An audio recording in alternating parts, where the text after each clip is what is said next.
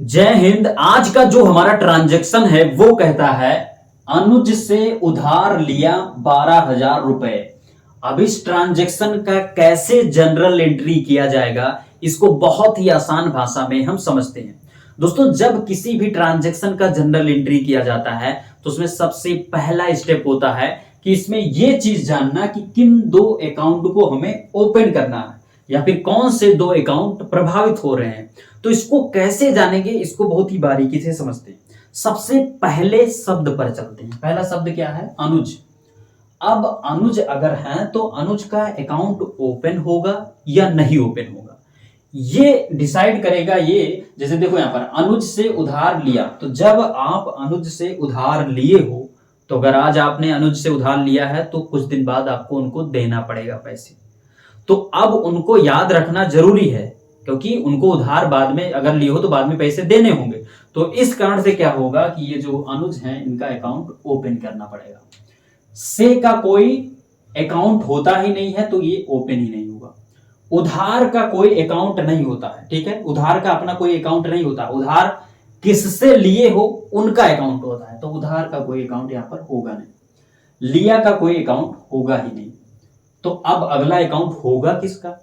देखिए यहां पर अनुज से उधार लिया 12,000 रुपए। तो जब आप 12,000 रुपए अनुज से उधार लिए तो वो कैश में आपको दिए, क्योंकि अगर वो बैंक से ट्रांसफर कर दिए होते या फिर आपको चेक के द्वारा दिए होते तो वो चीज में लिखा गया होता है इस ट्रांजैक्शन में कि चेक के द्वारा बैंक से उधार लिया या अनुज से उधार लिया। ये सब तो लिखा नहीं गया है, तो इस कारण से हम इसको कैश मान लेंगे, अर्थात कैश में हमें 12,000 उधार मिला।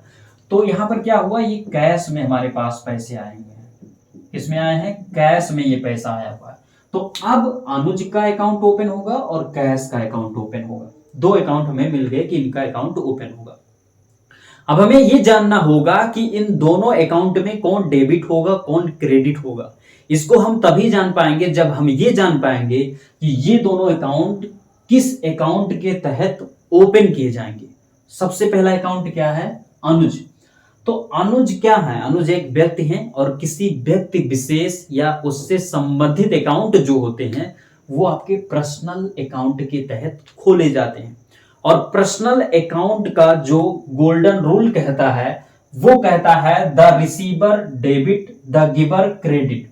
अब ध्यान दीजिए यहां पर ये जो अनुज हैं, अनुज गिवर हैं या रिसीवर हैं, यानी कि अनुज ने आपको पैसे दिए हैं या आपसे पैसे लिए हैं। तो अनुज ने क्या किया है? अनुज ने आपको उधार दिया है, अर्थात वो क्या है? गिवर हैं। तो अनुज जब गिवर हैं तो द गिवर यहां पर क्या होगा? क्रेडिट। तो इस गोल्डन रूल के तहत द गिवर अगर क्रेडिट है तो अनुज अगर गिवर हैं तो ये भी क्रेडिट होंगे। तो यहां पर क्या हो जाएगा? ये क्रेडिट हो जाएंगे। उसके बाद में अगर ये क्रेडिट हो गए हैं तो ये ऑलरेडी अब डेबिट हो ही जाएगा। लेकिन क्यों हो जाएगा इसको भी यहां पर आप जान लीजिए, ध्यान दीजिए।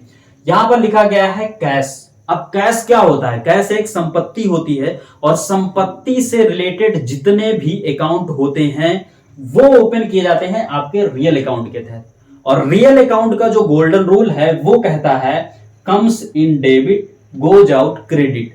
अब ध्यान दीजिए, कैश आपके पास आ रहा है या कैश आपके पास से जा रहा है। तो कैश क्या हो रहा है? जब आपको अनुज ने उधार दिया तो आपके पास कैश आ तो रहा है ना, तो जब कम आ रहा है तो इसका मतलब कम्स इन। तो कम्स इन का मतलब हो जाएगा डेबिट, अर्थात ये जो कैश है ये हमारा डेबिट इस तरीके से हो जाएगा। अब ये चीजें तो हमें पता चल गई, लेकिन इसको कैसे लिखा जाएगा इसको भी आप यहां पर जान लीजिए। यहां पर इसको लिखने का तरीका ये है, सबसे पहले डेबिट वाला पक्ष लिखा जाता है। तो आप यहां पर लिखेंगे बाई कैश अकाउंट डेबिट। कितने रुपए डेबिट हुए? 12,000। तो कुछ इस तरीके से ये डेबिट हो गया। यहां पर लिखेंगे to Anuj account, Anuj account credit. कितने रुपए? 12,000 रुपए। तो इस तरीके से ये जो ट्रांजैक्शन था इसका जनरल एंट्री किया जाएगा। आई होप कि ये वीडियो आप सभी को अच्छी लगी होगी। अगर वीडियो अच्छी लगी तो वीडियो को लाइक कीजिए। मिलेंगे किसी नई वीडियो में, तब तक के लिए जय हिंद।